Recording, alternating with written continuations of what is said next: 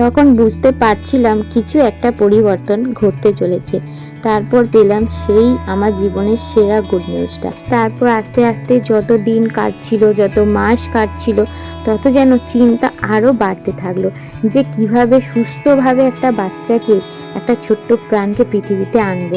তারপর আস্তে আস্তে আমি নিজেই যেন পাল্টে যেতে থাকলাম।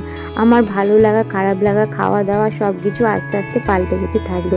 এইভাবে যে দিনগুলো শুধু না, মাসগুলো কিভাবে কেটে গেল সত্যি বুঝতেই পারলাম না। তারপর ফাইনালি অপেক্ষা করতে করতে 7 মাস, তারপর 8 মাস, আর তারপর 9টা মাস কিভাবে যে কেটে গেল সত্যি বুঝতেই পারলাম না। আর তারপর অপেক্ষার দিন শেষ হলো, আমার কুট্টু সোনা আমার কোলে এলো। সেদিন যে খুশি আর আনন্দটা পেয়েছিলাম সেটা বোধহয় তোমরা যারা মা হয়েছো সবাই বুঝতে পারবে। আর এই হচ্ছে আমার কুট্টু সোনা।